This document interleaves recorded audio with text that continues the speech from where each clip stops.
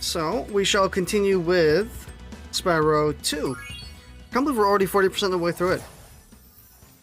Although I guess I can believe, because it only took us, how long was it? 5 streams to beat Spyro 1 100%? We've done 2 of Spyro 2 so far, so makes sense.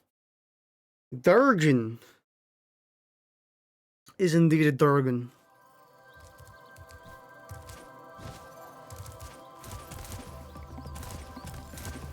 I think we haven't done Zephyr.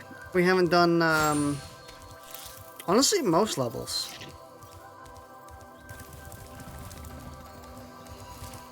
I guess we'll go to Harbor. I think we still have, I think we have 4 levels left in World 2. Check with the guidebook if you're not sure. The guidebook only lists levels we've been into, I think. Oh, if you mean for checking hours, then probably check Spyro 1's hours for that.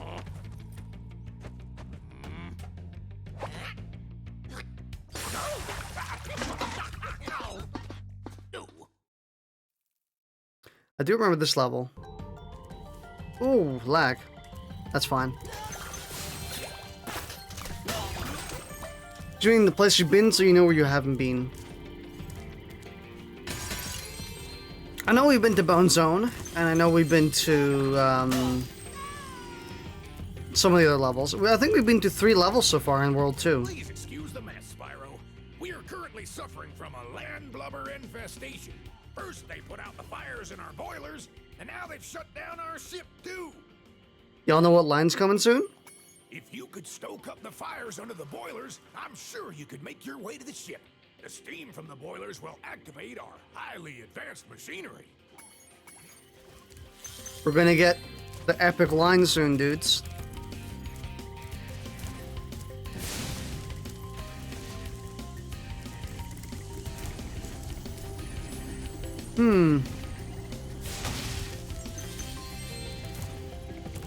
I'm wondering what Spyro game takes the longest, because from what I remember, they all took about the same length of time.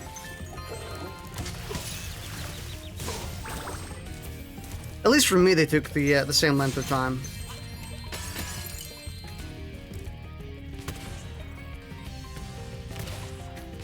Yeah, yeet. You spent 300 to get in black and white. Well spent, dude. I think I did the same thing earlier in the Jackbox stream, but it's epic getting an already black and white emote in black and white. Honestly, pretty pogged.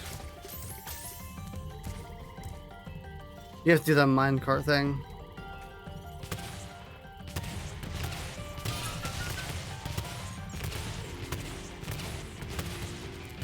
Can you destroy him from this side? I'm pretty sure you're supposed to.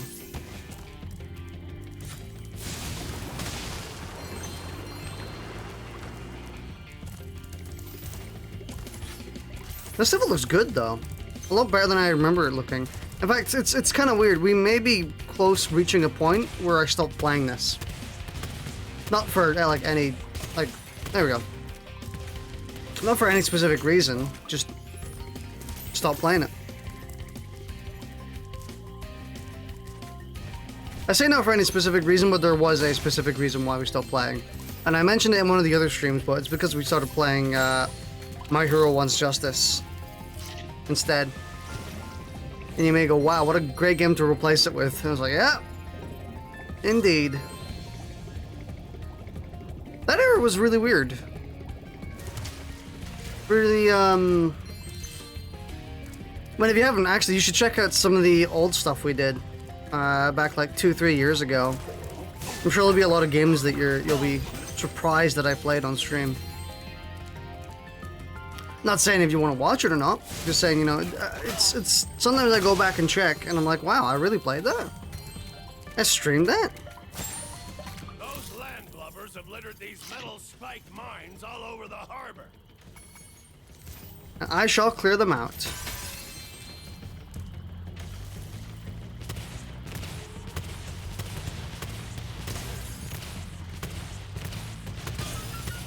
One of the first things I ever streamed was, no, I think the first thing I ever streamed on my Waddicker channel was Killing Floor 2. And then after that, it was Far Cry 4. And honestly, I actually still remember when I started streaming, oh, I just fell off the map for no reason. But I actually do remember when I started streaming Far Cry 4.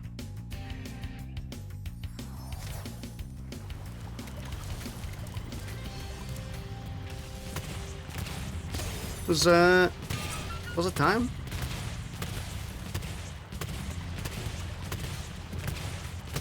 There we go.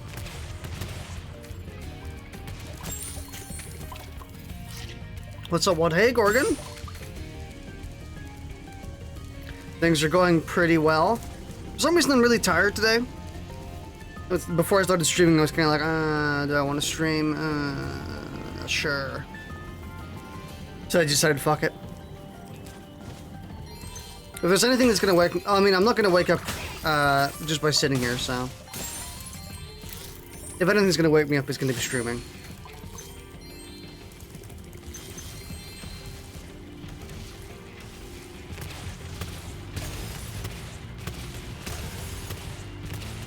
Please. Thank you. And we're done. Thanks, Spyro. Here's that orb I promised.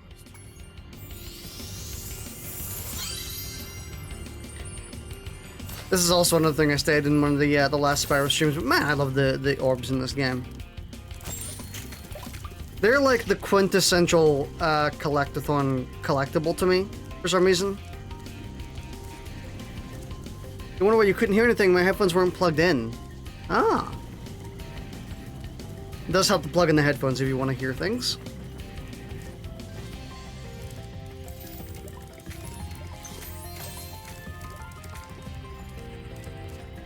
I guess maybe the Crash's crystals also kind of count as like the quintessential collectathon item to me.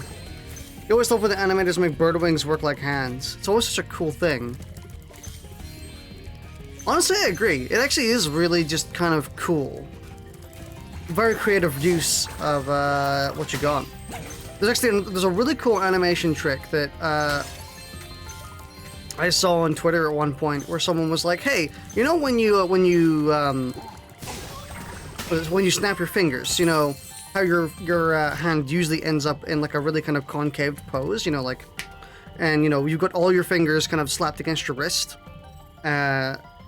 Whenever you snap. Well, in animation, they add a flick to the end of it. So like their index finger actually goes out like they're pointing a gun.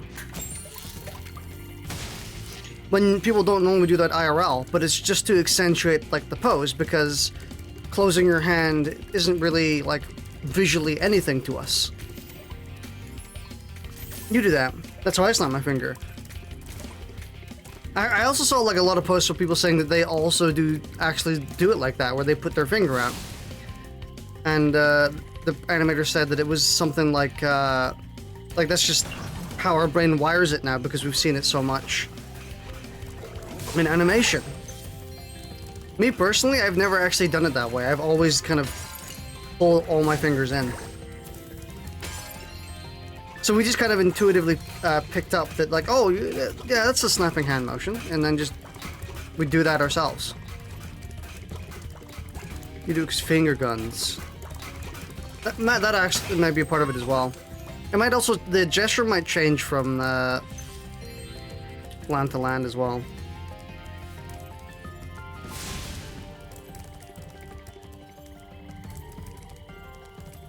But I thought it was just like a really neat animation thing where, you know, sometimes the most logical pose isn't the one that's the strongest for animation. I mean, that's actually, I would say that's usually the case. Usually the most logical pose is never the strongest. Thanks for getting our ship fired up, Spyro. Now we can proceed with our counterattack on Zephyr. Please take this talisman as a token of our gratitude. Usually coming up with something a little bit more fantastical or fake tends to really help with posing when it comes to animation or just general posing. My man can be in 2 places at once, by the way. Poggy? No, I think they're different people. They're wearing different hats. So. What do we have left to do? We have the trolley to do. Trouble with the trolley, eh?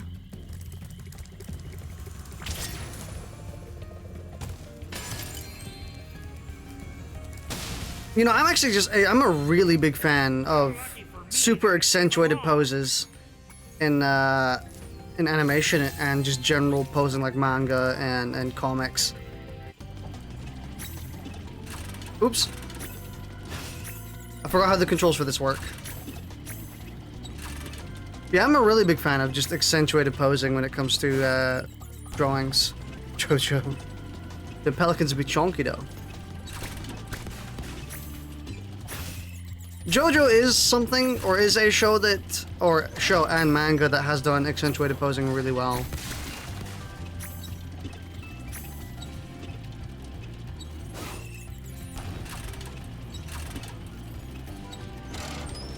Do I have to concentrate on this? Oh, I have to.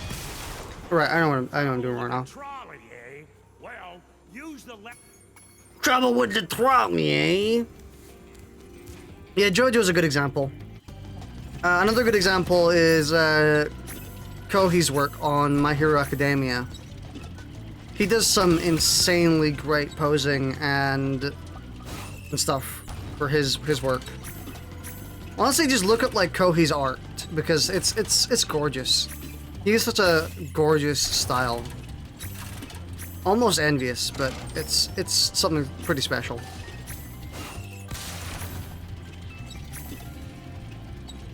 But yeah, that sort of animation and posing and drawing always really interested me, and I've wanted to get much more into it. Because I want to learn how to do posing like that myself, stuff that just really kind of goes ham, you know? Unrealistic, but looks awesome.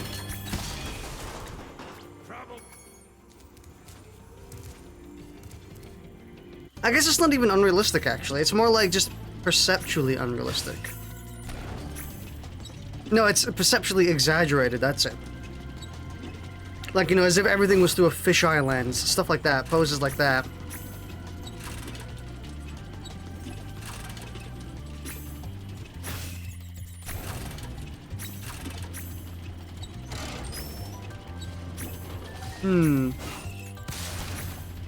I think I have done quite a few things like that. I do have a few drawings I've done where I've done some kind of exaggerated posing, and it actually has worked out fairly nicely, actually. So,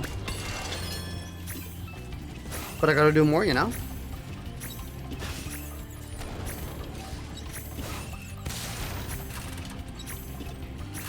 I feel like I have to vaguely concentrate on this. Damn, we missed a single gear. That kind of sucks. You have to do the whole route again.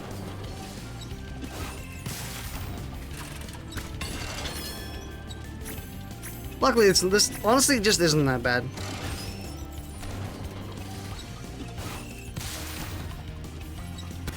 Damn! I say that as soon as I get screwed. Honestly, comedic timing is a cursed mistress.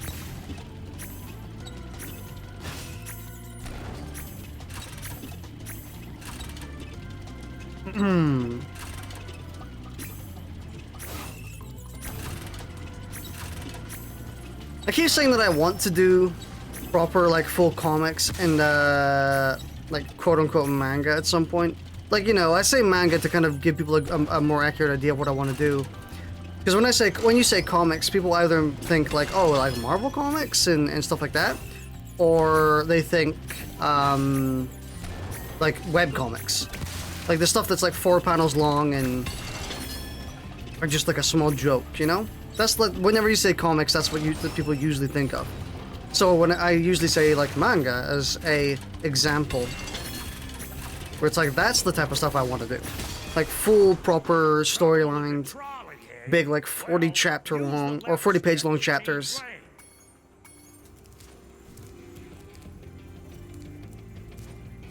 Hey, Kieran. I know the chat is in the way of the gear thing, by the way. Oh shit, I missed one. Fuck.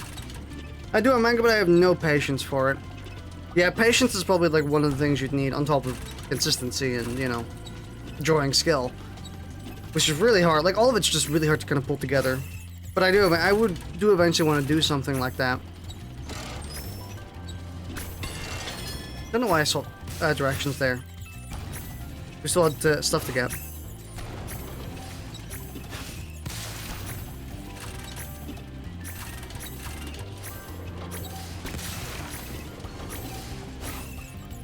Ah, we missed it again. I do have quite a ton of ideas for doing something like that. A big long-form story.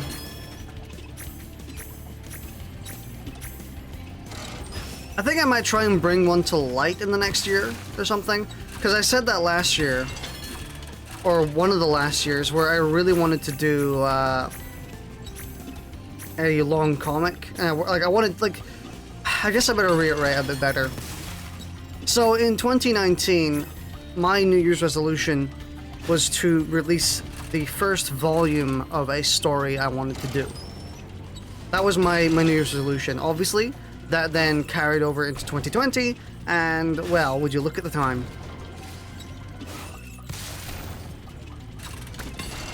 I shouldn't be going this way. There's nothing here. I know where the last one is.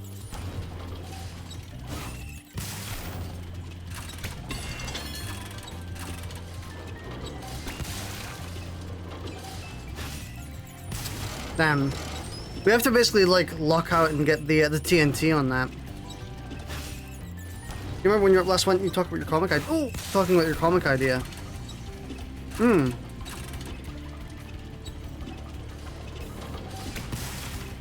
The one I'm usually talking about is a big commitment, that one. I said in, like, 2016 when I was first coming up with it, that it was going to take me at least 5 years before I was comfortable with making it. And I think that's still, that timer still kind of rests at 5 years for me right now.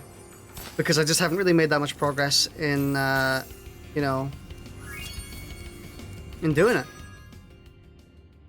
What have we missed? Probably that. Oh, there's stuff over there.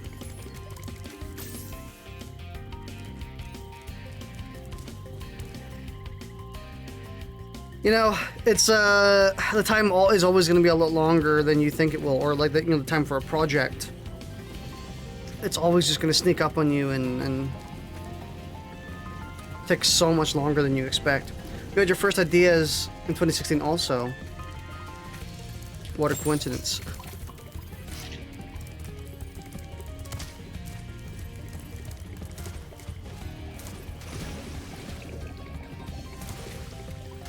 I do have a lot of stuff. So I've actually... I know that they're doing like the really big, you know, like the really out of my league comics that I want to do and stories and shit that I want to tell is gonna take a lot of time and a lot of effort. Well, I guess like it's gonna take more than what I am right now, you know? It's gonna take like 5 to 10 years more of more experience with drawing and story writing, because I've never drawn like a proper comic. I don't know how to do the paneling, the how to structure things, how to pace it, you know. I do think I'm a pretty good writer, but that doesn't really translate when you have to visualize it. You also have that spark in the back of my head that makes me want to write a story about my grandma, and the fact that I'm easily off-put gets to me. He's fucking dead. You have 1 page for my idea of comic. I do think I'm going to do it eventually, and it's also one of those things, well, I won't really know when I'm ready to do, like, the big one, you know? The one that I've been working on for, like, 5 plus years, maybe, at this point. Or almost 5 plus years at this point. I don't know when I'm going to be ready to do that, and I don't think I will know. I think I'll just have to jump into it whenever, just at some point, and then just hope it goes well. I just can continue putting them down as well, as names I can't put down. I always try and write down everything that I come up with, because, is this a flying level? No, this isn't the flying level, right? No.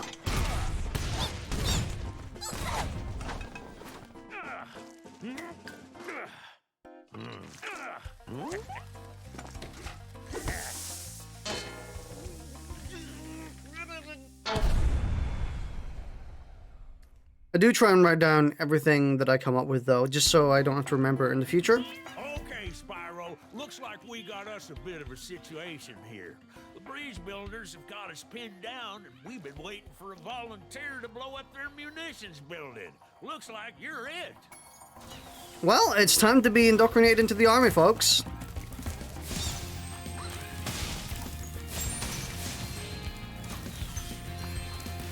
So since I know that I can't do the comic I want to do immediately, and I'm gonna take, it's gonna take me a while to get used to, or to gain experience for it.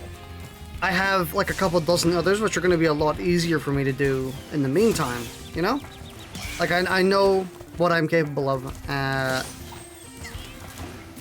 I make some more stories and more comics I want to do around that. So stuff that's a lot shorter. It's gonna take not as long. I mean, not as hard to draw.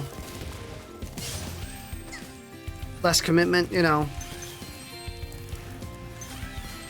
Because then, you know, create work that I can fail in, so to speak, you know?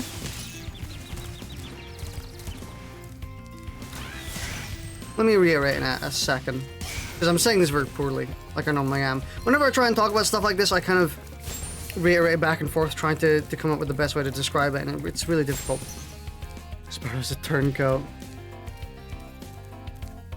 Maybe try a palette to see what people think. Lose track. I don't think it's lose track as much as, like, I don't word it as well as I think I should.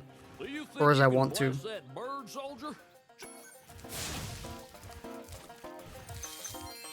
So I think in the next year, I'm going to try and do some less commitment worthy stories and comics and stuff, if I can. You know, it's probably not gonna happen, knowing how the last few years have gone in a similar way, but we'll see. I might give it a shot.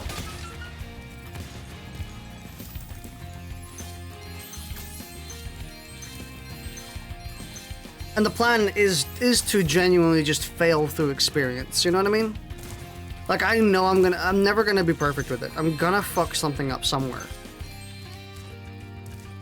Fight for whoever's got the most gems to offer, Bob. Dude, Spyro's just a hired gunman.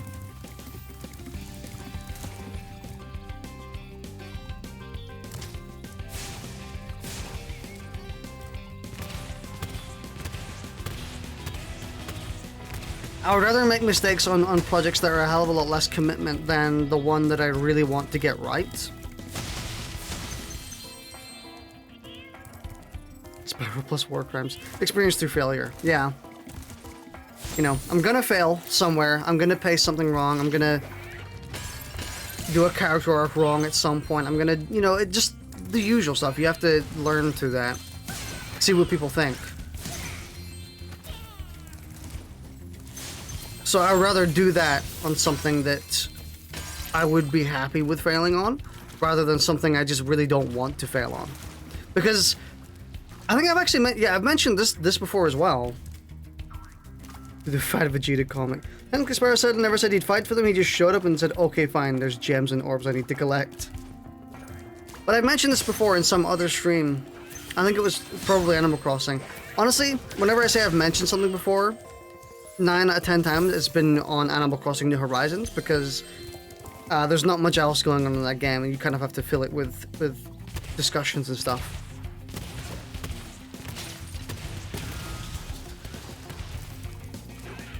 But I stated at some point, the world, or like the media, or just the, not consumers, the public, they're not really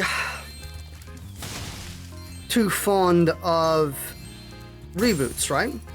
I don't mean like I guess let me rephrase again, because I probably phrased this a lot better in Animal Crossing as well. You mentioned you started a firing club and now you have 20 followers that call themselves or Smips. You did mention you had a follower, you were a simp lad. Lad in quotation marks. So I don't know what else to say about it. Where are we going? Oh, we're going here.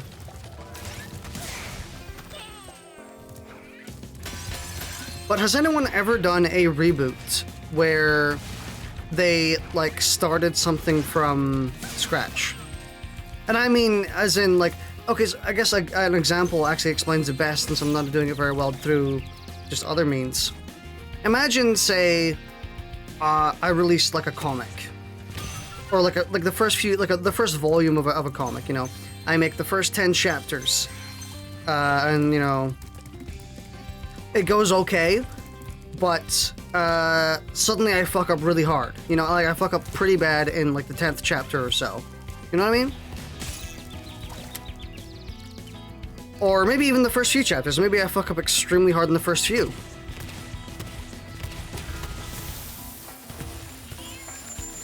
What would you think, or what do you think the guys, the public opinion would be of starting from scratch again?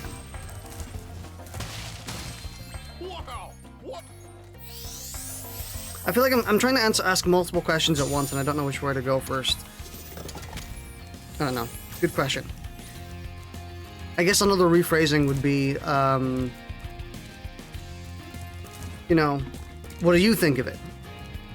Say, for example, a comic you were a fan of did something you really didn't like, and the creator said, "Hey, can we try again? Like, can I go back to the drawing board and just start from scratch?" Can't find anything.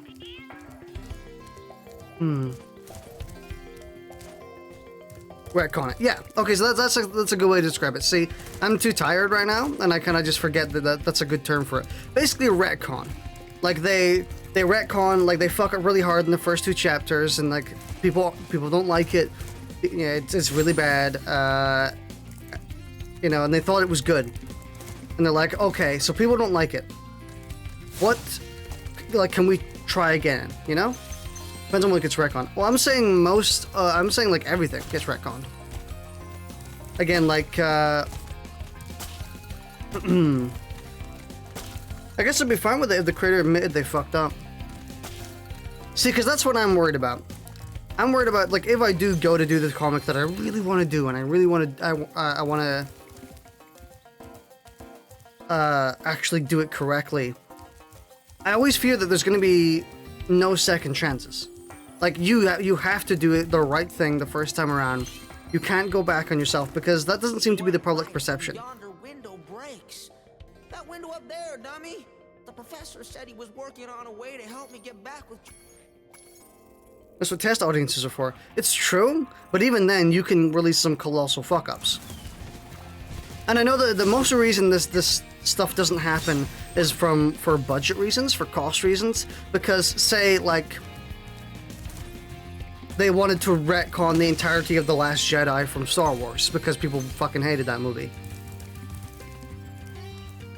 That's a really big money commitment. That's $500 million down the drain to redo something that you may as well just have kept and, like, fixed the next movie. Retcon the Christmas special. I mean, understandable. It's not like you're missing much from the Christmas special, but you know what I mean. Like, usually it's too much of a budget discrepancy. I think it's more excusable from a newcomer, but not from a big company that's been doing it for years. See, I think it's not excusable from anyone, because I don't think anyone's tried it, or like no one's tried it and then, like, from what I can tell. George Lucas denies the Christmas special's existence. I don't know what I'm doing in this game right now. I think where am I going? I am lost. I'm getting just lost in train of thought. Thinking about other things. I need to go to find the professor. That's it. He's up here. Hola. Spyro, my boy, I've got a magic beam, seed for you in here somewhere. Yes.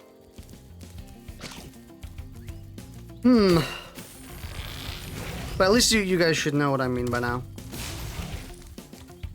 I'm always afraid of just never having a second chance. Where if I fuck up something really badly in something I do, that if I go out and say, hey, can I try again? People are going to be like, no. Or people are not going to be very partial to retrying. Like, they're not going to like it as much. Here's less The Last Jedi and more the entire Christmas special. People can be harsh critics. What are we doing? How do we get that?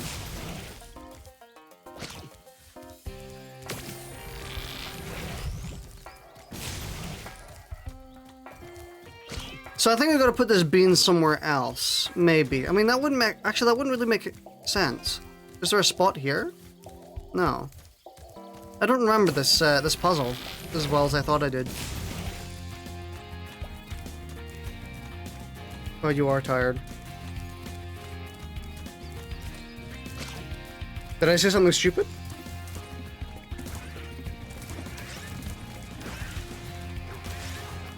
I think I'm just missing the solution to this really easy puzzle. Because this is a really easy puzzle.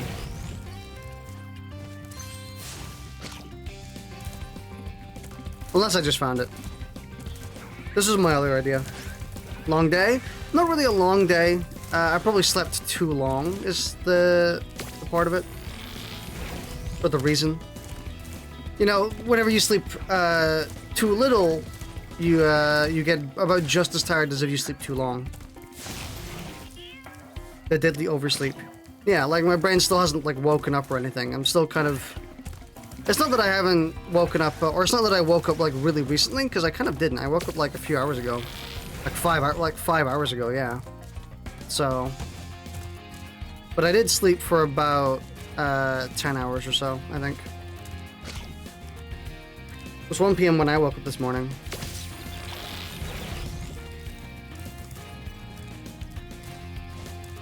Ah!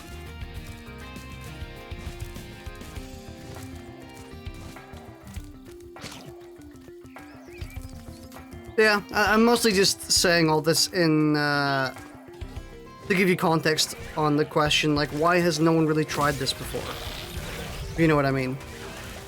Why has no one kind of retconned everything and started from scratch to kind of fix problems that everyone else said was problems?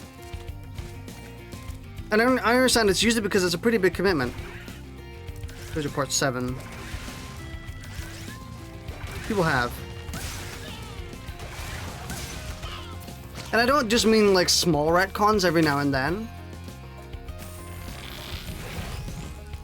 I mean like full, like just redoing the story from scratch. And this question kind of really came into my mind specifically when I looked at Dr. Stone. So, if you don't know what happened with Dr. Stone, and I think I might be wrong on this, because it might have gone a different way. But Dr. Stone is a manga that's released on Shonen Jump, the same series that like Dragon Ball and One Piece and you know, the same magazine. The rest of the way. Oh, and take this with you if you... It's more people don't like on about it.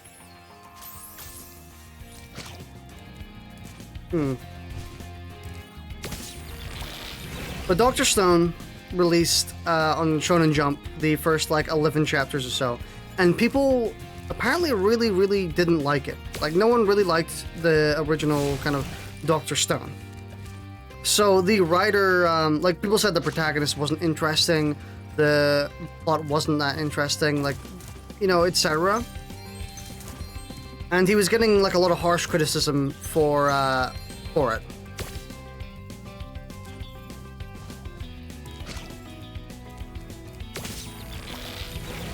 I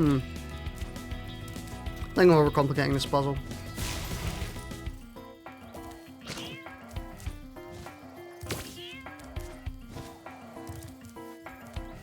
So, in response, the person making Dr. Stone, the writer and the illustrator, decided instead to scrap the first 11 chapters of what he'd done. Well, kind of scrap, mostly scrap. Ah, fuck. So he decided to mostly scrap almost all of it, and instead rebooted it with, like, the current protagonist that he has right now, and the current story, and it's going, you know, etc. And the reception was a lot more positive for that. And from what I've heard, the anime version of Dr. Stone that was released last year actually follows, like, it doesn't even do the first 11 chapters or so. It just goes straight to Romeo, Romeo, wherefore art thou, Romeo? you know, it just goes straight to the stuff that he rebooted.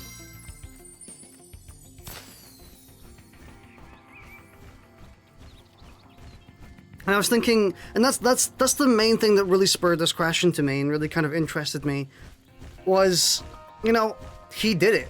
He did exactly the thing that I'm talking about, where people didn't like what he was doing in the first half, decided, hey, let me try again, so he rebooted it, tried again, and people love it.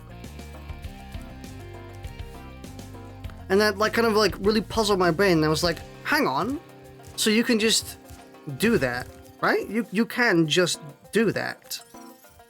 You know, what's stopping you? And then I thought, like, why haven't more people done something like that? And I think it's because I do kind of know the reason. I'm playing devil's advocate here, where again, like I said, I already kind of know the reason. Both cost and not everything is going to hit with everyone. Just it's just the mentality to try again.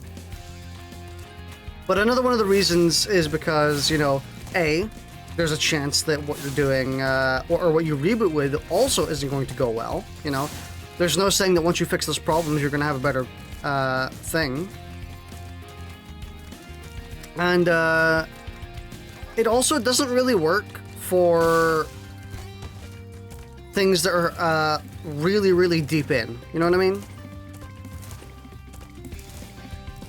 It's logically it's something you can only do in the first few, like, 30 minutes or the first few episodes, the first few chapters. It's not something you can just actively do after 100 chapters. You know what you're on about, you just want to know what we think. Yeah. Where did that dude go? Did he fall? Oh, no, he didn't. Oh, cool. Yeah, I am playing, like, a bit of devil's advocate. So the Transformers, at the fact they killed off Optimus Prime, hated it, so they brought him back. Kinda.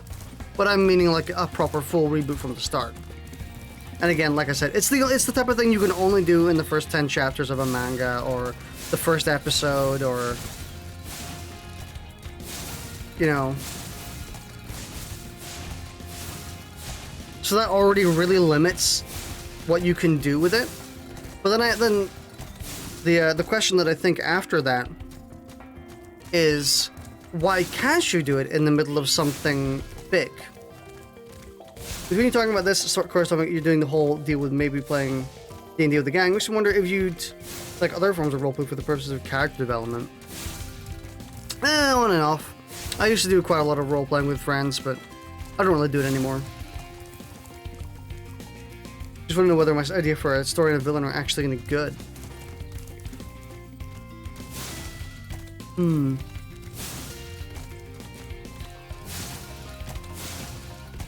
villain is entirely benevolent.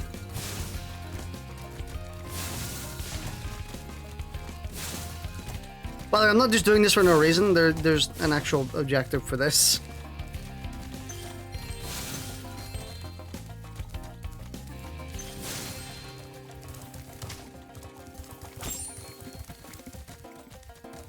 I didn't even need to talk to her. I already know that this is an objective.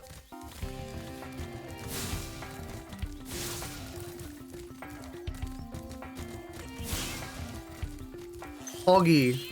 Thanks, Spyro. Let me just talk about what to say about the whole retconning halfway through thing. You know, the effort. I guess, okay, so let me use another example to kind of nail down the question a bit further. Since, you know, I already know what I think on the first half of the question, which is, you know, how doing it in general, and I think that's fine. It's also kind of, it's interesting when people do it, like I said with Dr. Stone, when they rebooted the entire manga, quote unquote, because people didn't like it originally. You can do that, and it's a fairly low commitment thing to do. But what if you did it halfway? So I guess another example would be, let's say I have a comic that is 200 chapters in. Like, it is well, you know, it is well in. A lot of stuff is defined, you know, the story's going well. And then I release a chapter that's, like, kind of garbage. People really don't like it. They're like, imagine they don't like how I take a character, they don't like one thing I do to a character, or like, maybe I focus too hard on something people don't like. Basically, I fuck it up some way.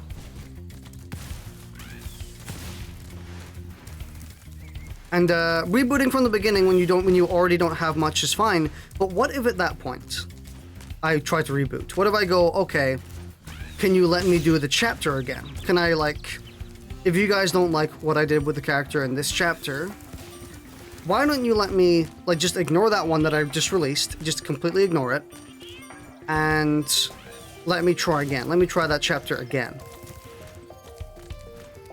I know that there's a bunch of other, like, things you have to consider when you talk about that, like, you know, oh, what about scheduling conflicts if you're with a magazine, or, you know, etc.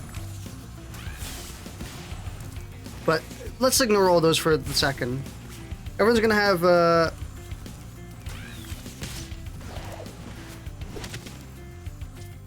chapter nitpicks. It's sort of up to you where you want to go. This is true. I mean, a lot of this stuff is up to, like, your own personal like, take on it. It's not just as simple as, oh, public didn't like thing, fix thing, because the public doesn't know what they want. Something that people might not like in the first chapter, or, like, something people might not like now is something they may like in the future when they see how it develops. So, like, there's so many different directions it could go in. You know what I mean? So many different angles to consider. But like I said, hypothetically, if I was 200 chapters in, did a really bad chapter all of a sudden, that, like, let's say everyone fucking hated, like, no one liked how a character was treated or something. And then I said, let's just ignore that chapter, let me redo the chapter from the beginning. And, you know, we'll try again. Is there, like, how would you guys feel if a writer did that? You kill someone and people are demanding you bring them back, but you have some big thing planned. Yeah, that's what I mean. There's a lot of things to consider. It's not just as simple as, oh, people. I already said this, so I don't really say it again. It ain't black and white. Depends, really. I guess that is like the only logical answer. It depends. Because, you know, what was the thing I changed? What was the direction I took instead? It's like you're asking me how I felt about Arthur's Death in Final Fantasy. There's a lot to think about. Yeah, it really just, like, there's so much context needed for this, and that it's not really a question that works. But I guess I'm mostly just asking, like, the concept.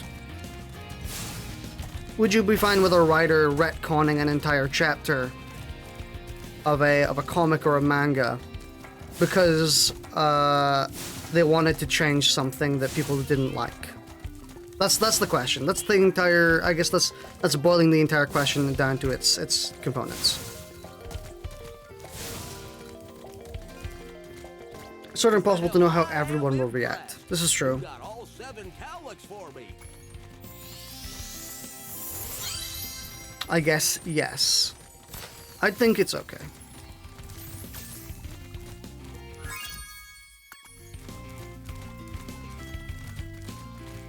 As the person asking the question, I also think it would be okay. I would actually, like, I respect artists who would be willing to do something like that. If it was trash, then yeah. I agree. Unless the new one is worse. See, then you get into like the rock, paper, scissors mind games. Like, what if it was worse? What if the new chapter was even worse? Can you then go back? Can the writer just say, okay, never mind, we're just gonna go with the original and like we'll cut our losses and we'll move from there? Because then that becomes a really interesting situation. That's a whole new problem, yeah. That's like a completely different problem. And see, like, dilemmas like that really, really interest me because there's so many different sides to it that it seems impossible to work with, you know? Devil's advocate there.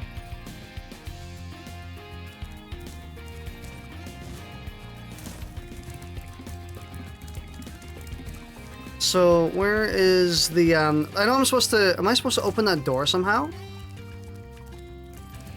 Maybe, maybe not.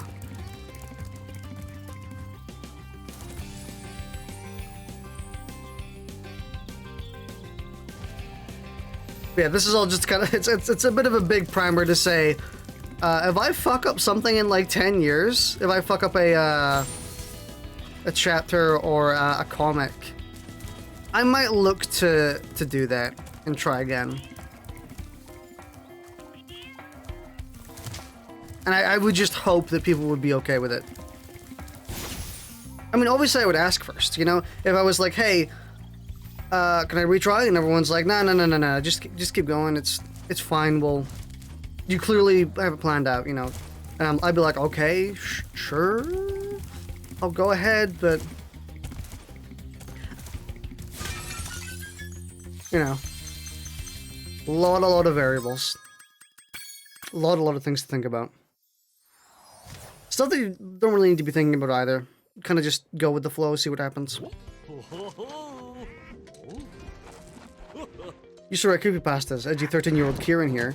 Most of them I regret to hell. I pulled most of them. You're always your worst critic, except for dumb people. Yeah.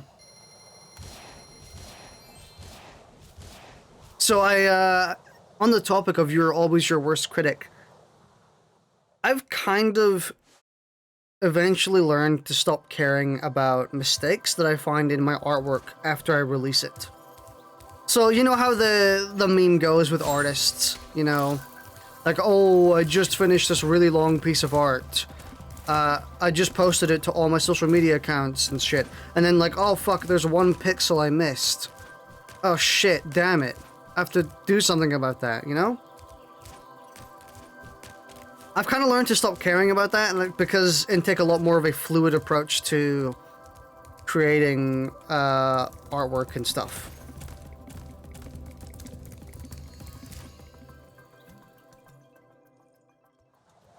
So like any of the art I've released in the past month or so, if I find a mistake in it after the fact, I'm more than fine with being like, I don't really care.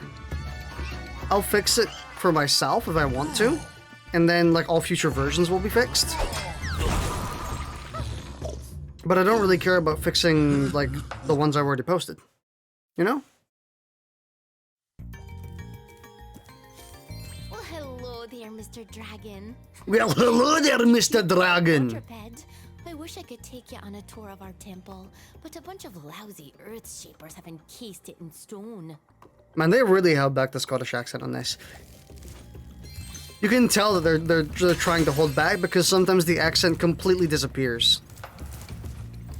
That's actually another kind of cool thing. So, you know how I voice acted for Dogs Horseshoes and Hand Grenades? And I actually voiced a Scottish character in that as well. Because I'm Scottish. Anton deliberately told me to kind of hold back a bit on the Scottish accent so that people could understand me better. And he said that I did a really good job where, you know, I didn't do the overblown, like, TF2 demo man Scottish where you can barely understand him or, you know, something like that. I just kind of went with a natural, like, occasionally bring in the accent Scottish. people still didn't understand me, by the way. That's worth noting. People were like, I can't understand the dude who's speaking in the silo. And I was like, dude, I tried. It's not easy, but I also don't think I was that unillegible. Or that illegible.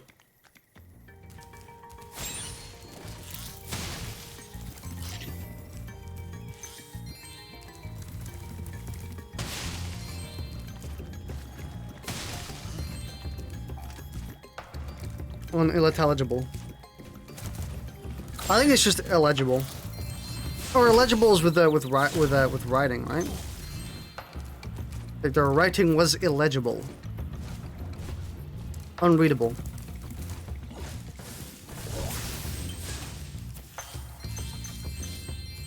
Yeah, I'm saying all that because I noticed the fawn character in this. Their accent completely disappeared at some points. And I think it's because they're trying to not, like, take it too far. So people can actually understand what they're saying.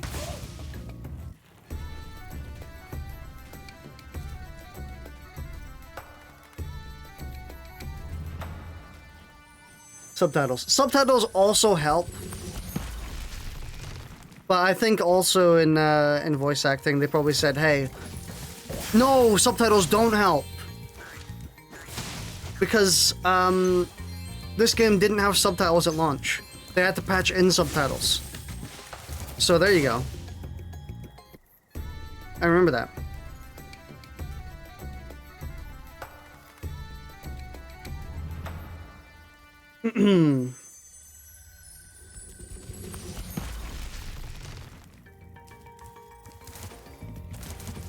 So if she had gone pretty hard on her accent and just gone like fully Scottish, she probably would have been completely illegible. You have two characters written that require subtitles.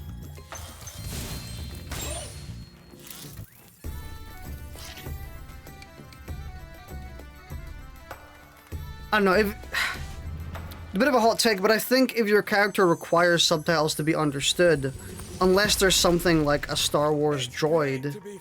No, even then, if they're not even a Star Wars droid, I think that writing around that makes the most sense. One of those meet, the other has an accent that's halfway between Swiss German and Newfie. Yeah, I think that if your character requires subtitles, then it's more a matter of the, Perhaps you can help. My friend is locked in this room and lost the key. It's more a matter of how the story is written and how the story is kind of structured rather than a problem with subtitles.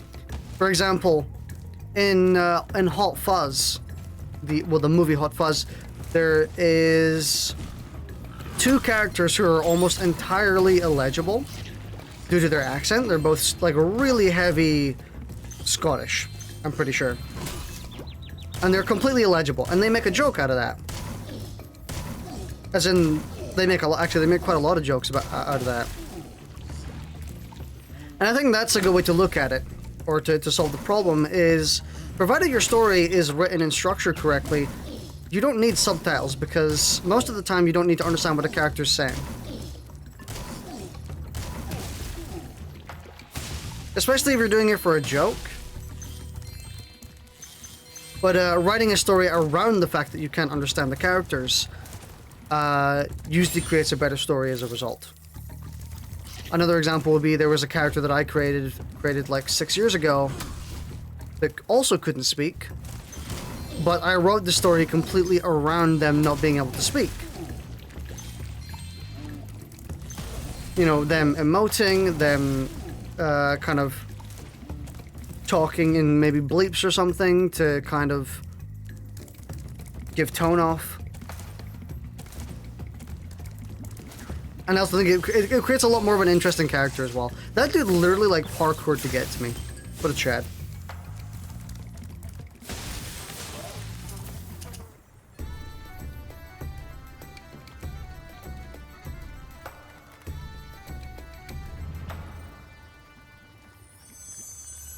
Boom. Now that you have rescued all the satyrs in Fracture Hills, you ought to explore the temple. Indeed. Thing is, the mute one makes your own subtitles in the air. Oh yeah, I remember that. Yeah, I remember that. Yeah, that makes sense.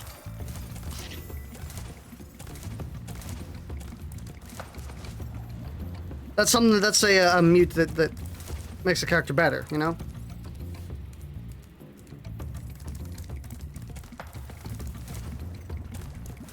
I'm just saying there's usually creative ways to get around limitations like that, where if a character is illegible, then writing the story around that makes it better. Another way to do it is have it in dialogue. It does this really well with Sharon, or Sharon, whichever way that is. How do we get in? By the way, we kind of 100% this level.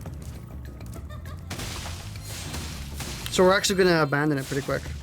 Oh, hi, Dragon Boy.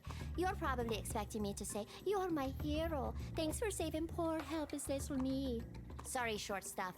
I was only in here because I like the peace and quiet. Anyway, the other fawns wanted me to give you this talisman.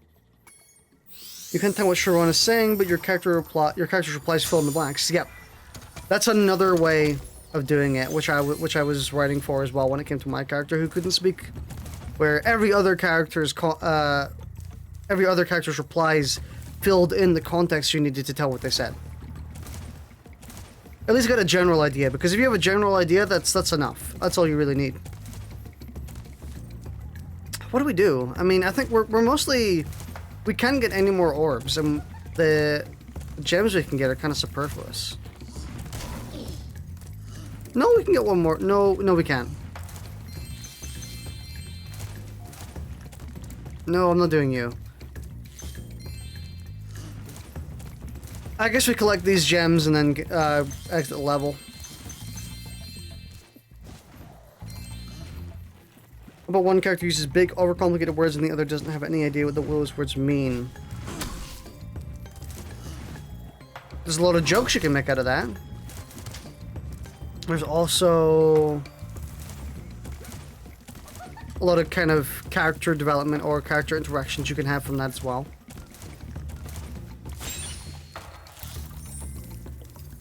Okay. Oh, there's also in here. Let's have a look in here for gems, and then we shall dip.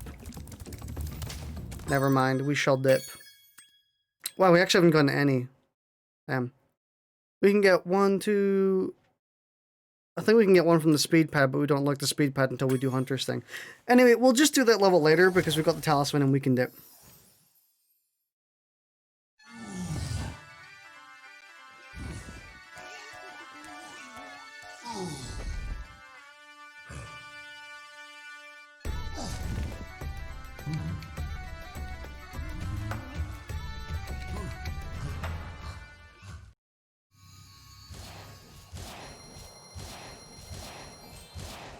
There's actually a really good character combination in Fargo.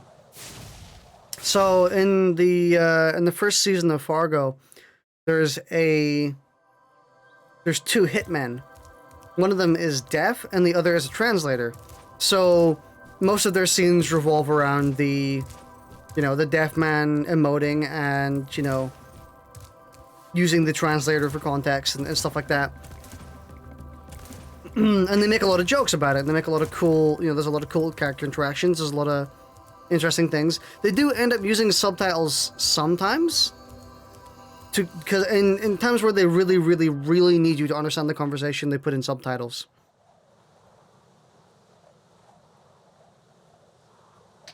But it's still a really, really cool character combination. They could have put subtitles at any point, but. The fact that they kind of omitted them for as long as they possibly could really helped the characters. Because they're a lot more interesting as a result.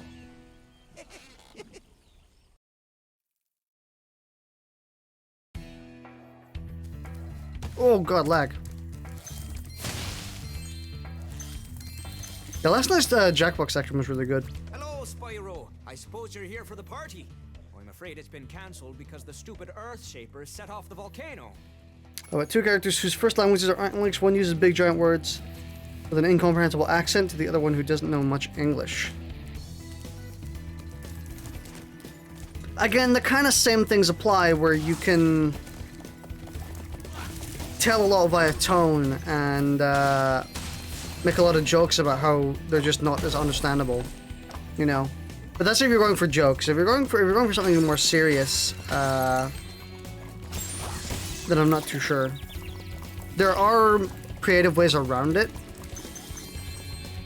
and it's all about trying to figure out what those creative ways are.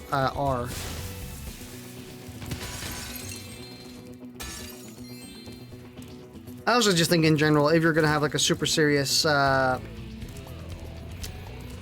super serious comic, having a pair or a group of people who are there for kind of some slight comedy also just kind of helps.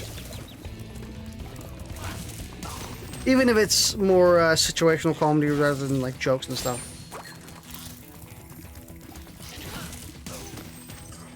Because that's what the two characters in Fargo are like. The deaf hitman and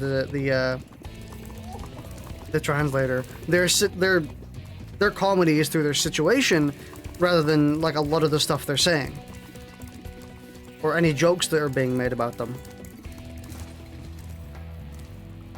Where's the ladder? There it is.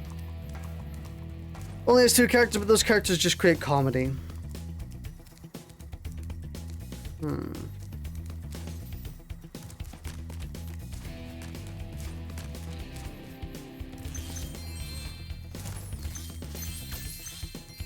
I should be more awake for this discussion. This is a loaded discussion.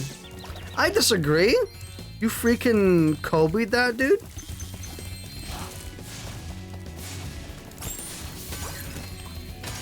You're gonna be off? Alright, I'll see you later. Thanks for joining in.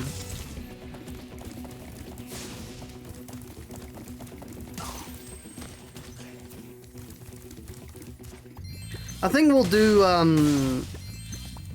we'll see. I think we'll try and do crush. No, gulp, that's it. We'll try and do gulp before we go off.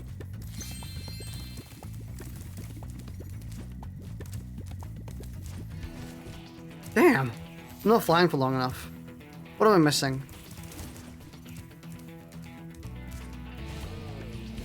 There we go.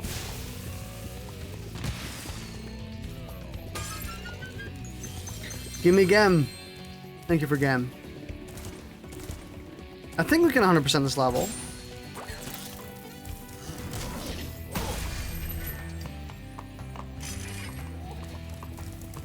Yeah, writing and creating and stuff like that. Big old puzzle. Doesn't Ripto hate dragons? Why does he employ two of them?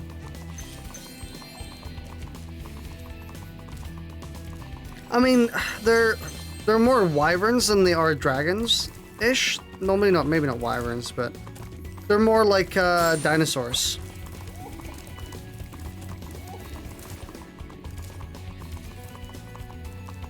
He's also probably a lot more of a fan of dumb dinosaurs than he is of smart ones. Crush has wings. Does he? I don't think I noticed he had wings. He could still be kind of like reptilian dinosaur based as opposed to like literally being a dragon. Maybe. Well, if it isn't my best customer, the elevator in the next room can take you to the volcano. I shall pay.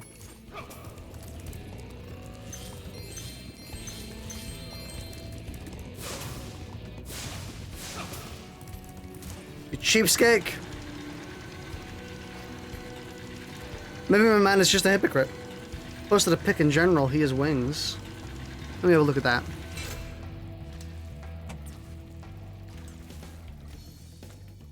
Oh yeah, so he does. Huh. I guess he just kind of isn't a dragon, so to speak. Maybe he is. Maybe like more animalistic dragons he's fine with, but ones that are sentient, he's not. Because Gulp and Crush are like dumb as bricks, you know? No!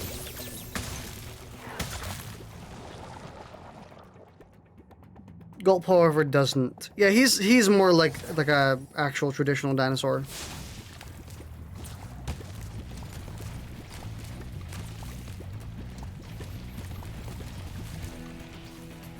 Oh fuck! Oh my god! I actually clinged onto that.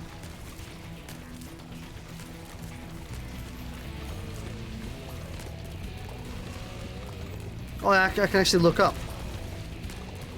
Foggy.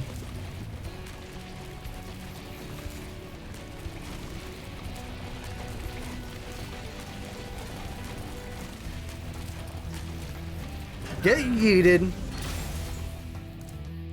Thanks for closing the lid on the volcano, Spyro. Things were getting a little too hot around here. By the way, here's a talisman I was saving for the party later. I think you deserve it more. There's a lot of fawns in this game.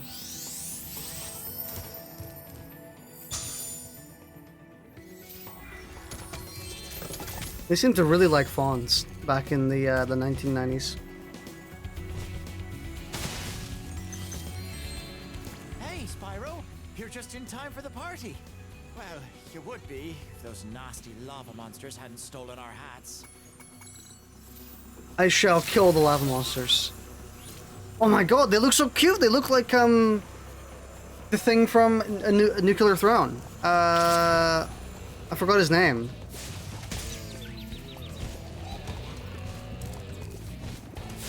How do you get rid of them?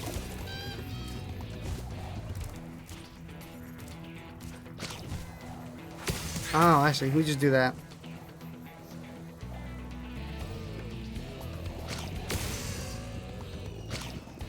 Yeah, I actually I genuinely forgot the thing's name from Nuclear Throne.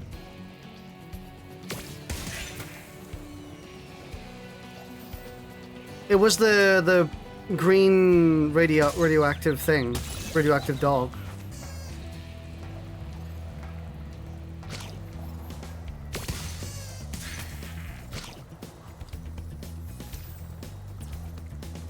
Well, first we're in the mainstream yet. This kind of game would never be popular if it was released now.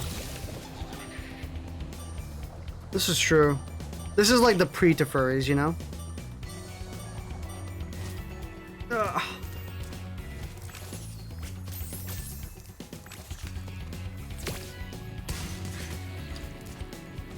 This is gonna be a bit of a... Oh shit, I just died again. Oh, it doesn't matter. This is gonna be a bit of an obscure reference. But I actually also... I think they look a bit more like, the creature from Vanish. The horror game Vanish, where you're in a sewer. And like there's a weird like mole monster chasing you.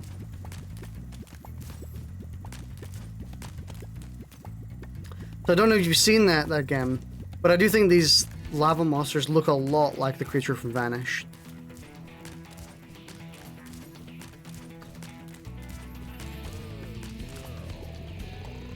Oh shit. Ah. They're stuck. At least it saves the ones I've killed.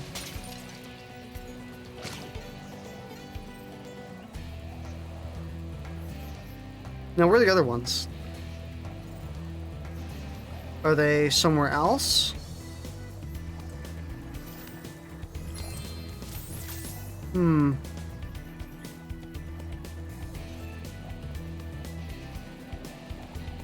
Can you go through here? No, you cannot. Okay.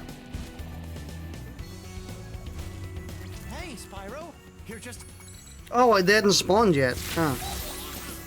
That's why. I thought they were still active. My bad. As you can tell, I am still tired.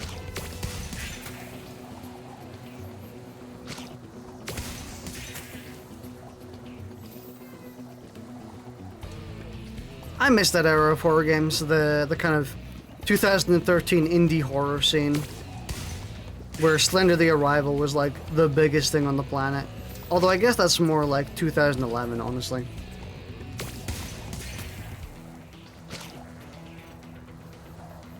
No, 2012. That's when Slender the Arrival got released. I think. FNAF has still been riding that high. Honestly, rightfully so, because FNAF is good. FNAF is actually just really excellent. I'm actually really, really excited for the new FNAF game that's coming out soon. Well, soon-ish.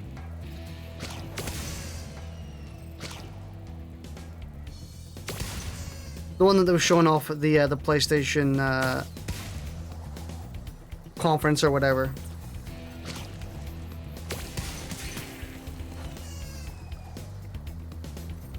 Personally, I think it's been cringe since day one. I mean, in my opinion, FNAF is one of the most influential horror games of all time. It's because it's extremely excellent. It's also got like one of the greatest, what would it be? Motivational stories, I guess. It's got like one of the greatest like creator stories of all time.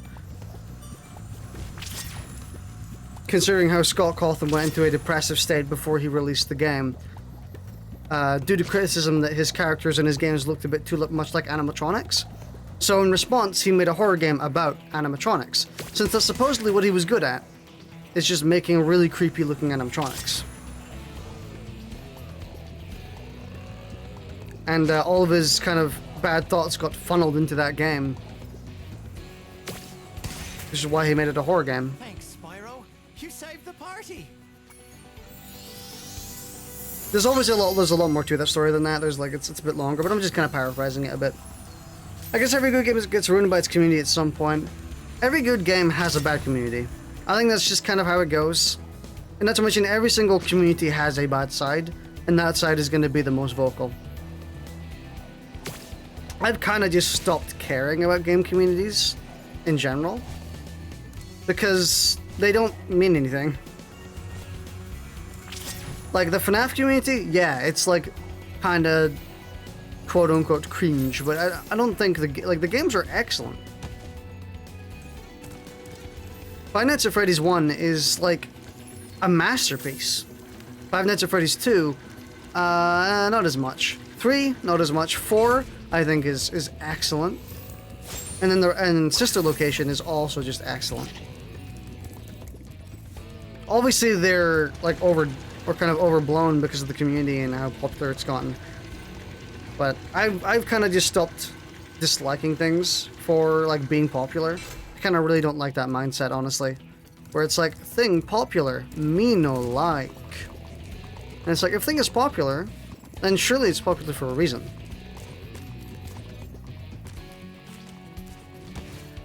Ah, I wanted to fly over. I'm not gonna make it. Damn. How do we get up here?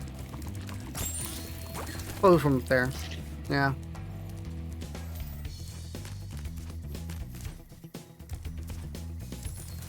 Thing popular, me no like, equal bad. I mean, disliking something specifically because it's popular? Me no like, thing popular, fine. Most people tend to go with the whole, like, you know, disliking it because it's popular. Like, oh, I see this too much, I hate it. It's like, oh, thing popular, I don't like seeing it. I mean, sometimes I'm kind of like that as well, where it's like, if it's something like Fortnite, I'm like, ugh. But, you know, give or take. I kind of just stopped caring about communities and popularity and just treating the material for what it is. And as a indie horror game, FNAF is kind of incredible. Unbelievable. Man, you got a wide hitbox, dude. You need to sort your hitbox out, dude. So, what do we have left in this level? I've been kind of doing all these levels in like really weird ways. Really? Huh.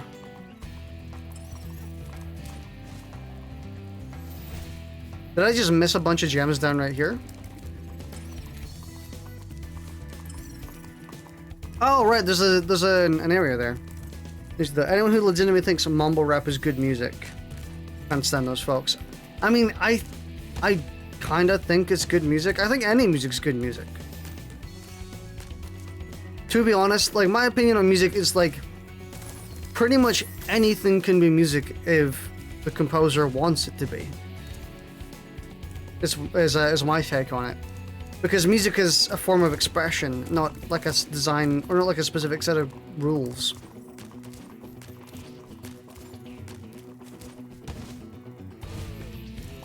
Ah! Well, I actually did make it nice.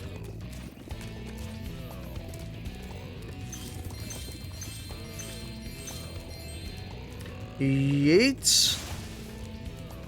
I remember this challenge. Oh, that's a pain in the ass. We need to understand music theory to make good music. I disagree. I actually don't. I actually really disagree with that. Understanding music theory just makes it so you fit more in line, or that you know more places to, or you know more techniques to fall back on. I know nothing about music theory, and I've still made music. Spyro, check out this cool Good music. tape I found. Let's play a little game. Every so often, a piece of this crystal popcorn pops out of the ground. Let's play, boy. I remember doing this in the remastered version as well.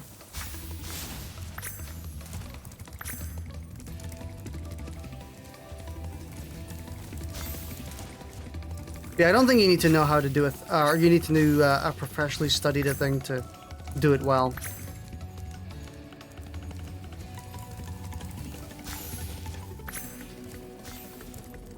Because it's all just expression based anyway.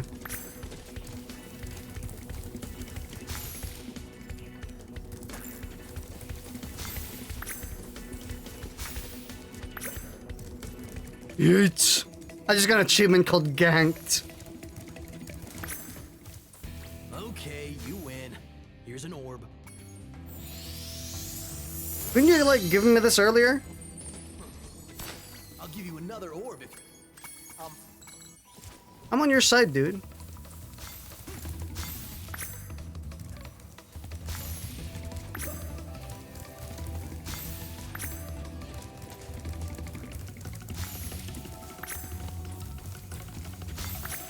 Got it. I am cleaning his clock, dude.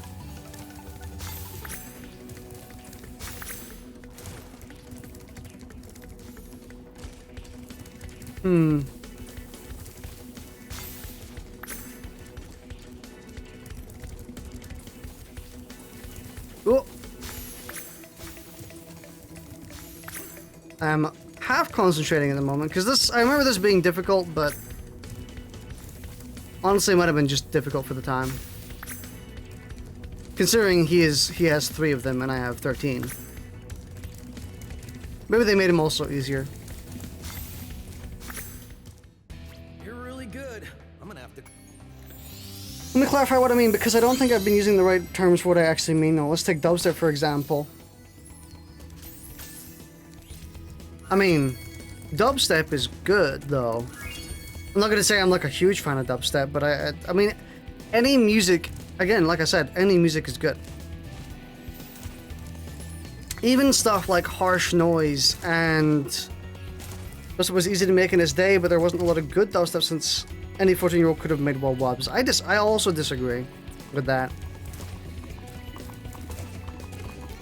It wasn't anywhere near as easy to make as you would think. Most people could try, and like it was a really easy genre to get into from like it's got like a really low barrier to just kind of get into.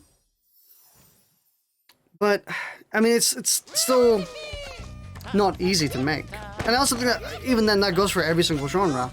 You can make house music really quite easily if you're just starting out, and you can also just do, you know, any genre.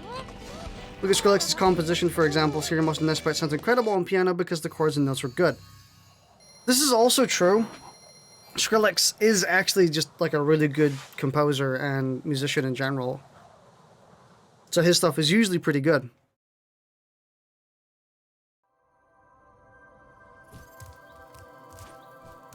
And I do agree most dubstep kind of like, or like most of the not as good dubstep doesn't really have much of the same thing or much of the thing you're looking for, like, you know, chords and notes. A lot of them kind of just default to the wub wub and that's it. But I also don't think that's really a bad thing. Like, yeah, it's not as good, but, you know, having 2 cakes where one is small is better than having just 1 cake. Not to mention someone trying to actually make music is great.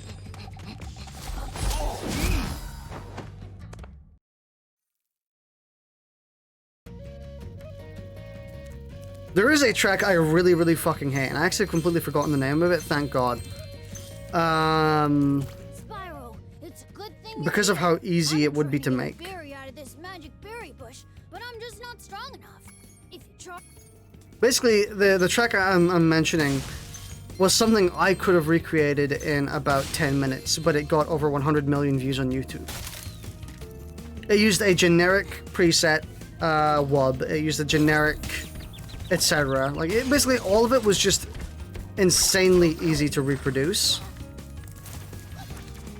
And back then, back when I was still making music actively, that would have made me kind of mad, and it still kind of did. But nowadays, not really, because as unfortunate as it is, effort doesn't equal return.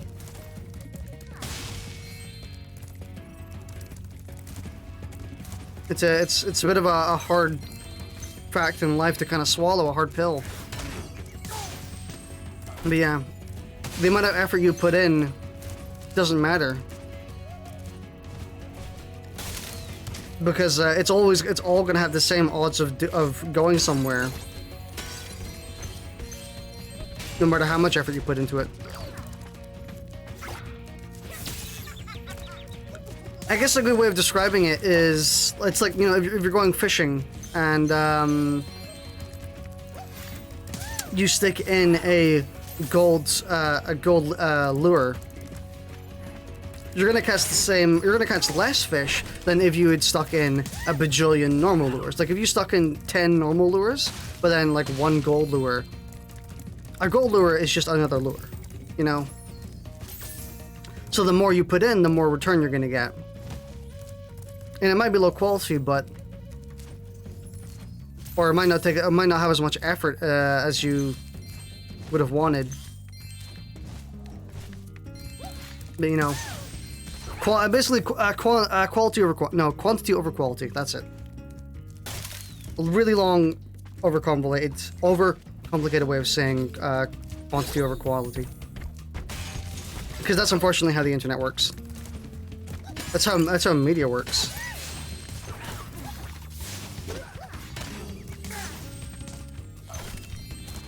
You need to be really privileged to have quality over quantity work for you. Really lucky. Or really, really good. You know, like, you either need to be like phenomenal at what you're doing, or you've gotten extremely lucky. But that just isn't sustainable for most people, so most people go with the quantity route, including me. So that's actually kind of what I've been doing recently. All the VODs on YouTube is me putting out lures, you know? Every new VOD I have is another potential lure to, like, get someone who wants to watch my stuff. I put out like 50 videos in December, and that's 50 individual lures. Then imagine if I put out one heavily edited, heavily scripted video. It would have just been one lure, concerned by the algorithm. Are you doing it because you enjoy it, or are you doing it to get popular? I'm doing it because I enjoy it.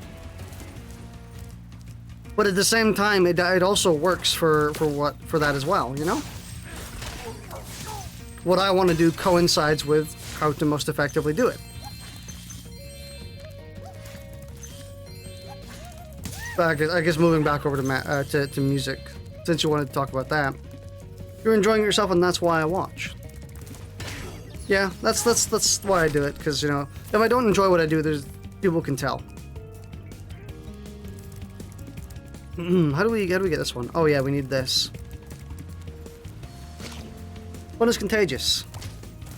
I didn't think about it like that. That's a good way of of describing it.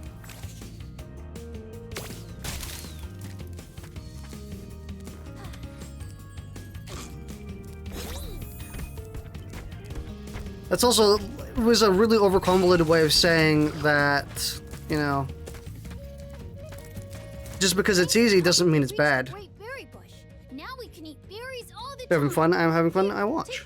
It's true. So people like going in and producing dubstep easily, quote unquote easily, because I truly don't think it's as easy as people expect it to be. As someone with like 7 years of music experience, not like professional, just kind of self-taught, I probably can't make dubstep in like Spyro, 3 thieves have a stolen our month. magical brass lamps. Please get the lamps before they take them away from Shady Oasis. I think this is also another one we can't complete. I think we need the stomp. Maybe not that one in specific, but one of them we need. Spyro, my brothers have been trapped in solid rock. Yeah. I'm afraid you'll need to learn some kind of head bash. Understandable. So we can collect the whatever orbs we can get in here and we'll dip.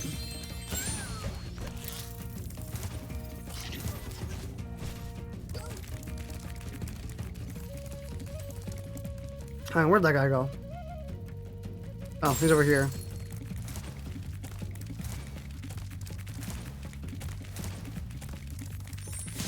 Nice, got him. So I think we can get all of those dudes, but I don't think we can, well, obviously we can't do the one that requires a head bash. Unfortunately.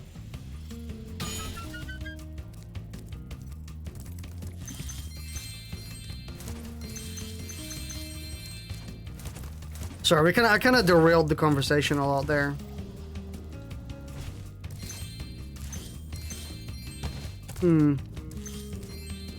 I guess is another blanket statement to fun and laughter are contagious. Even if you're laughing at nothing, make someone laugh at something. You're kind of doing something right. Yeah, it's true.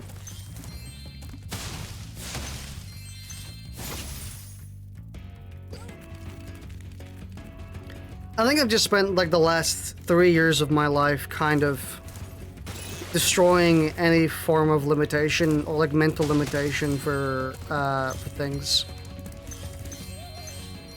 And I know that sounds like really vague and just undescriptive, but I mean like why I came out as non-binary. Like I don't like gender connotations. I don't like limitations imposed by them. I think they're kind of stupid. And then like with music, I think limitations imposed on music is also kind of stupid. Music can be anything. Even if it like genuinely hurts to listen to, that's a form of expression. Is it listenable? Not really. But, you know, you can understand where it comes from and like you can understand the thought process behind creating it. And then like, again, being more fluid with artwork and stuff like that. I spend like a majority of my life recently just kind of moving more towards that where, you know, life is chaos.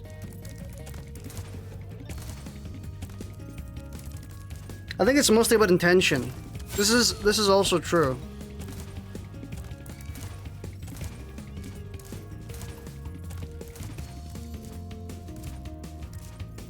But I do think, again, for stuff like mumble rap, it's good music. I don't listen to it a lot, and I'm not like the biggest fan of all time.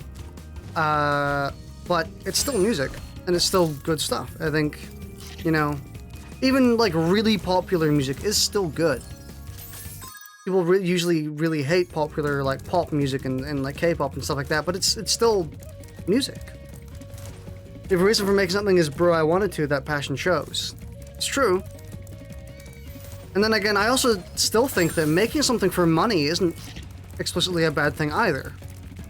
Because, you know, you need to pay the bills at the end of the day. Money is a good motivator, or a good motivator. And the same way, for example, if, you know, you're an artist and you draw, like, really sexy things or not suitable for work things, lust is a good motivator. And there's nothing wrong with that. You just gotta know when to kind of keep it in check. money shouldn't be the only motivator. This is true, but I also think that assuming that it is the only motivator is usually not how it goes. Because there's always someone behind that piece of work that did have motivation for it. For example, whenever there's LGBTQ plus representation in like media, for example, in the most recent Star Wars movie, there was a scene of a lesbian couple hugging and kissing. And people were like, oh, it feels non-genuine. It's so not genuine, you know? Like, they clearly put it in there just to be representative and stuff like that. And I'm like, no. Because there's at the very least one person on the team of making that movie really, really appreciates that scene for what it is. One person who really likes that scene as actual representation. Someone who intended it to be like that and is happy it's there. And I'm like, you know, even if, a lot of the people, like the executives and the people behind the making of it, like the directors and stuff, maybe they did it for money, you know? Who's to say that? But I guarantee there's someone behind on that team making the movie who did that scene genuinely. And there's someone who thinks of it as that in the production team. Because there has to be. There's like a statistical impossibility. For that, like, for the, like 200, 300, or to 1,000 plus people making that movie, one of them is going to be LGBT. At least. And that's like the worst case scenario. I think probably a lot of them are. And it kind of goes the way for any representation and stuff like that in media. Well done, Spyro. Now that you have all 14 talismans, your guidebook can break the lock on the door, and you can fight Go. And the same kind of thing happens with like music and other media and like TV shows and stuff, where there is one person behind in the production team who is super passionate about it. Go, we finally made Avalar ours. You've earned a special reward. Go, what is it, boy? Oh, the fairy. Here you go.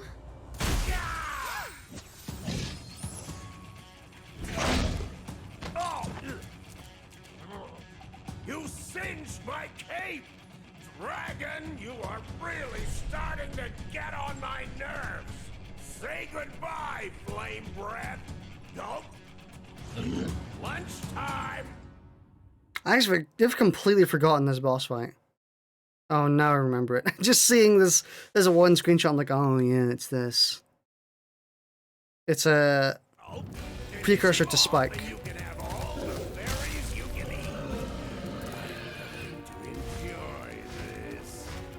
And by Spike, I mean Spike from, what's it called? Spike from Spyro 3.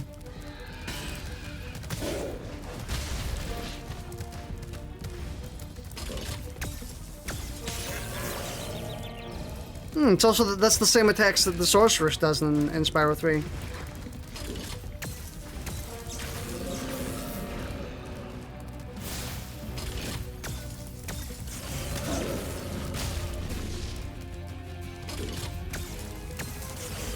I guess to kind of clarify a bit further on what I was talking about, on any of the tracks that you see as soulless or stuff like that, you know. Any songs that seem like they were made just to do money, there was someone probably in the production team who did it genuinely, like the writer, the composer, the mixer.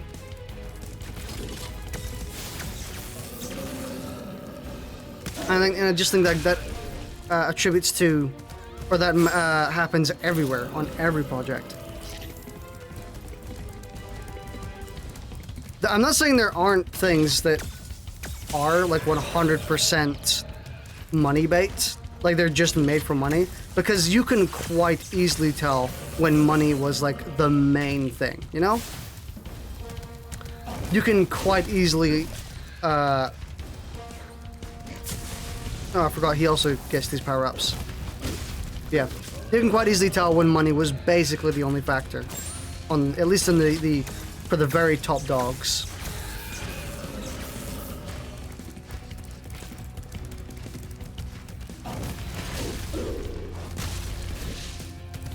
I'm trying to think of one. Oh, My Hero 1's Justice 2, honestly. It's probably a good one where, like, a majority of that game was, like, for money.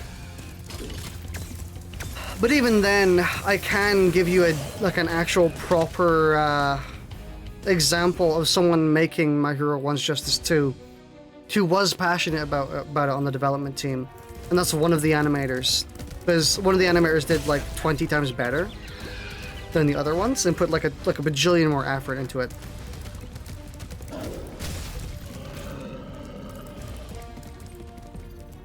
Yeah, I remember this boss fight. This boss fight's pain.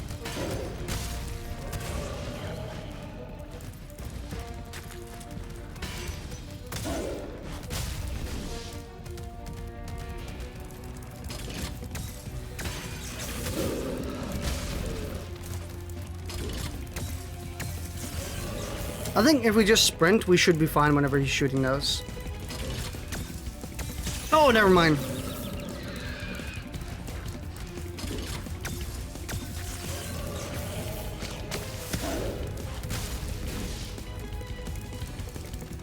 We could have gotten a double hit on him there, actually.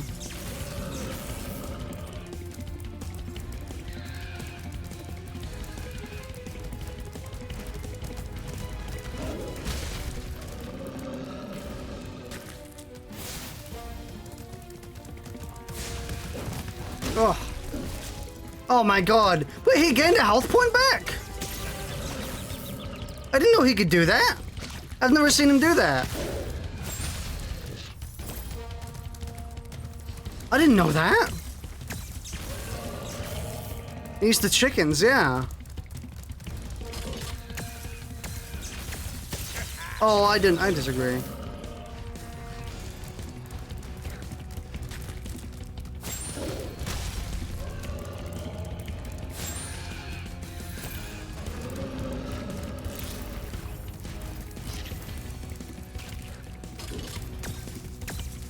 Ah, come on.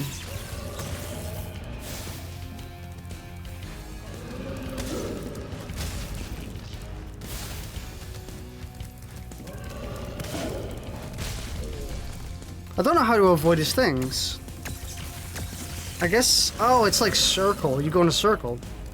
Because he's always trying to lead them towards you. Duh.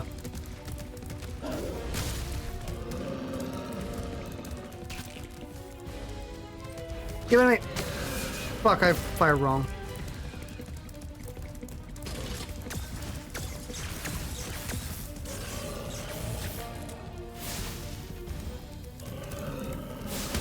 Damn it, I was trying to launch it back to him, so I threw it the wrong way.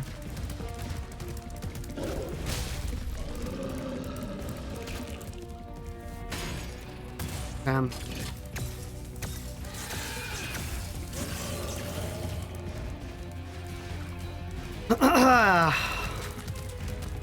I do remember this boss fight being difficult, but I don't remember it being this difficult.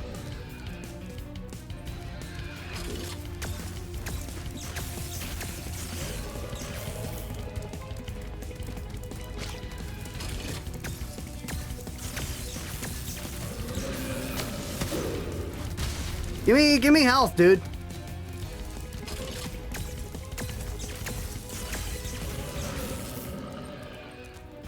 Please, I would like health. He's going to stomp me. Come on. It's not health, but it does help. Who needs health when I can just kill him?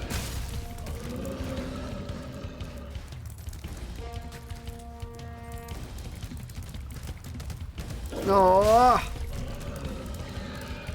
Did they just stop giving out health?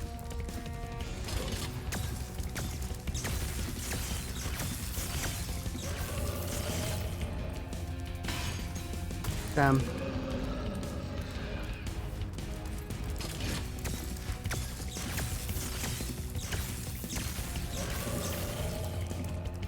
At least that's like a surefire strat of getting him to not actually hit you.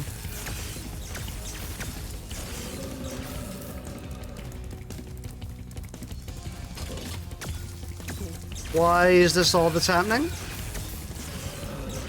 There we go. They're finally dropping eggs. Fuck.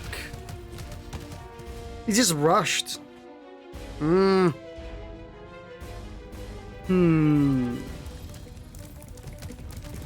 mean, at least I know now how not to get hit now, so we should be mostly fine.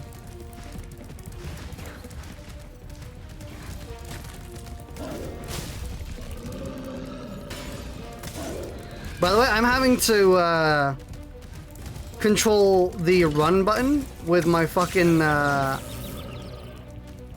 index finger, and the look button with my other finger.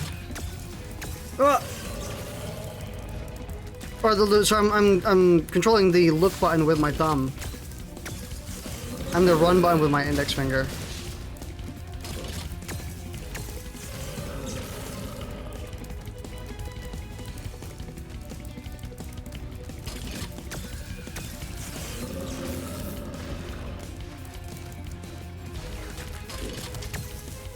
Oh fuck! Damn it.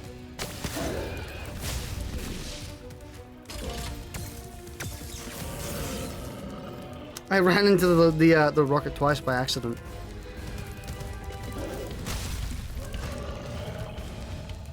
What is it?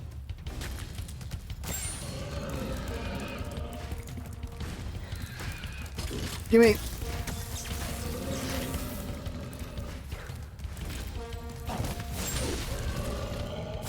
Hoggies!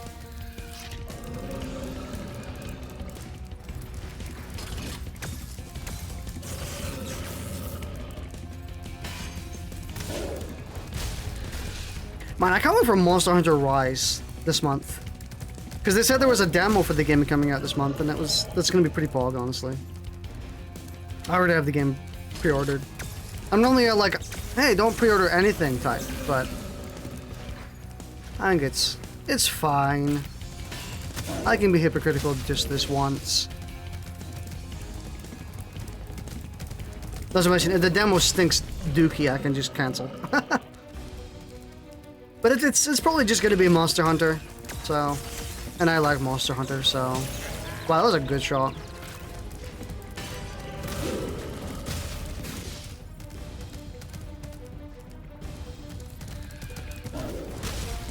You think you'll do another few months of just Monster Hunt? I think so. Maybe. Give or take. I'd imagine we'll probably do a few months of just Monster Hunter. I'm not sure though. I'm kind of a bit worried because like, I think if you watch the 12 days of my 12 days of meatless, I mentioned how that kind of killed my channel's algorithmic growth. So apparently people just don't really like watching me play Monster Hunter. But that also may be because I was playing Monster Hunter World 2 years after it came out, as opposed to, you know, because I bet Monster Hunter Rise would do better, considering it would just come out and we would start streaming it just as it releases. So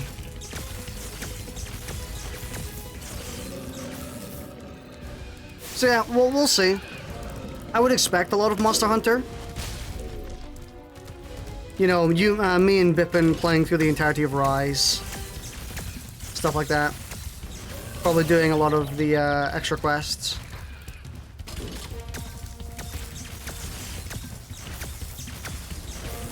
No fucking way! I didn't expect him to shoot a fifth one. You were joking.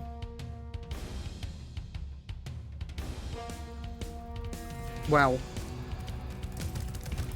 This boss fight is tedious as fuck. Do it again.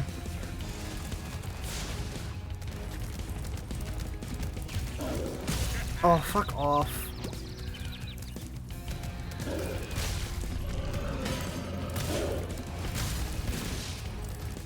Thank God Monster Hunter isn't like this. Does it have to be so long, by the way? Can you not cut his health bar in half?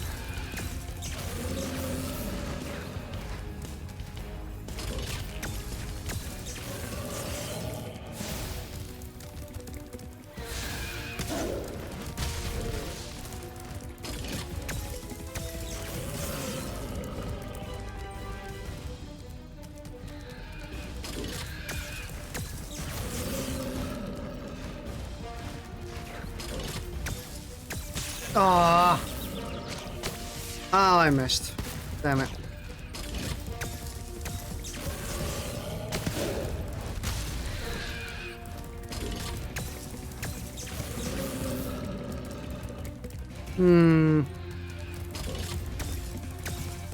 No, I missed.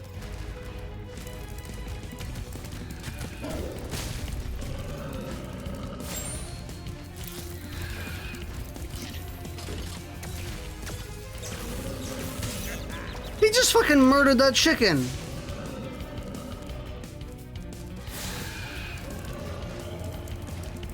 Damn.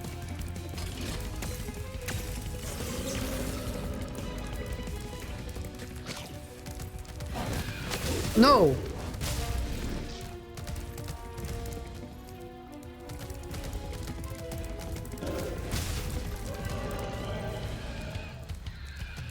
My hand is getting cramped. Not actually. Just feels like it.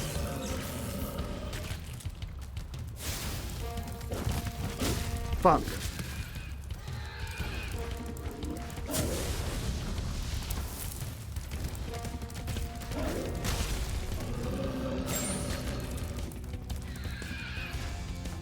Oh.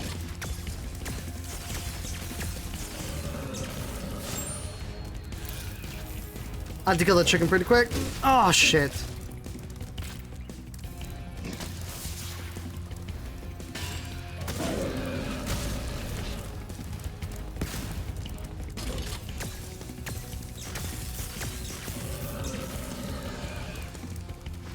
So I just gotta remember he shoots 5 on the last one.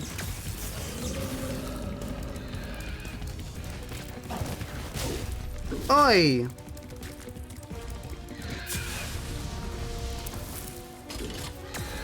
Ah, awkward. I couldn't line it up right. There we go.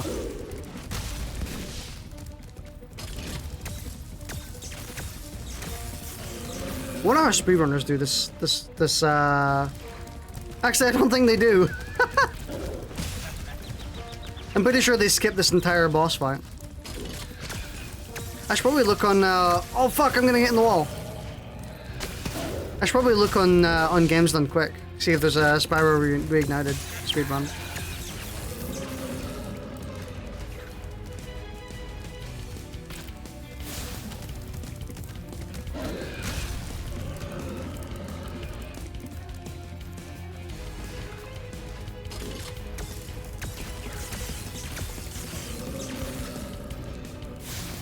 Okay. I maybe should have waited to see what was in those eggs. Because if there was another rocket, I could have picked one up immediately. 3, 4, 5, 6. Okay, so he shoots 6 now. Oh, I thought he was gonna run further. Damn. No health points. Oh shit. If you don't start dodging like immediately, you get screwed.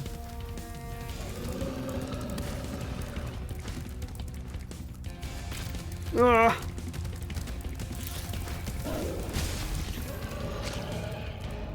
I'm actually gonna wait. I'm gonna wait and see what's in this this one.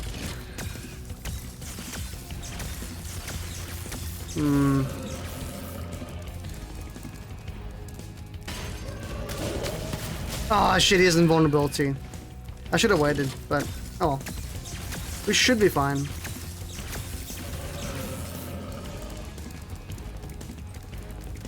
Would have been pretty boggy if you could cheese him like that though.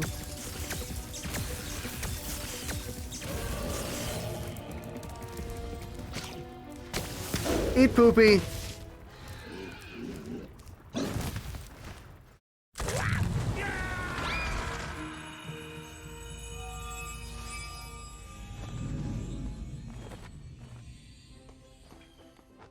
Spyro, you did it! Whoa! Laura, where'd you come from? I was just outside the castle in Autumn Plains. The castle is now free again. There's no sign of Ripto. And since you've been around, the creatures of Avalar are finally starting to get along. Didn't we, like, You've done so much for Avatar. coordinate a And since war, I know you though, really in one of the missed being on missions? vacation, we really wanted to do something nice for you. It's not much, but we hope you like it. Oh, wow, this is great. Aren't you gonna join me? No. I'd like to, but I've got to go check on the professor in the winter tundra. He's still trying to fix the super portal so we can send you home. Oh, that sounds interesting. I think I'll just hang out here for a while and soak up a few rays. How is that? That umbrella standing Where'd up? Laura go? I better follow her.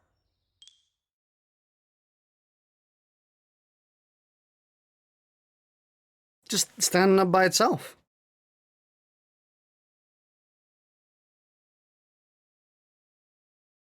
I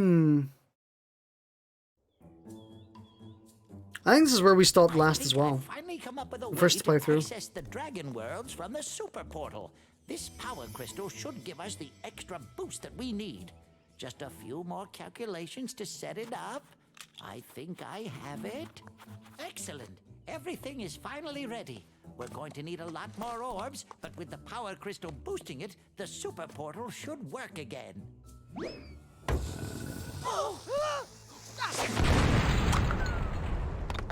So, you thought you had gotten rid of me. Well, I'm afraid not. I persuaded that fat bear Moneybags to sell me a few bombs. Just a few? The power crystal!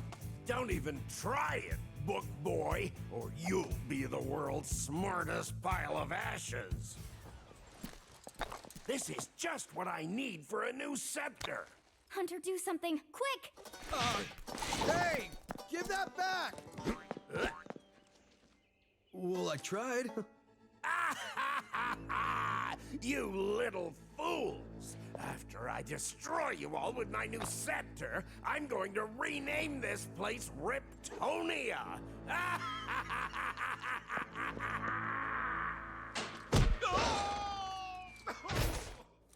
Riptopolis would be a much better name, dude.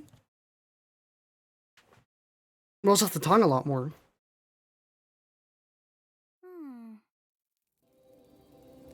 What do you have to say? Ripto's still alive, and he's locked us out of the castle. Even worse, he's stolen our new power crystal for the super portal. Interesting. Alright, well, we shall indeed stop it here. We gotta talk to Moneybags in the next one. Get the headbuck, and then go back to the last few levels. But I do believe this is where we stopped last time, later mate. I'll see you later. Thanks for joining us. Yeah. I think that's where my last playthrough stopped. Yeah, we'll see about continuing it later. This will be the first time of me playing this last world, and you'll get to see me playing Spyro 3 for the first time. Well, the remastered version. So, alright, thanks for watching. I shall see you later.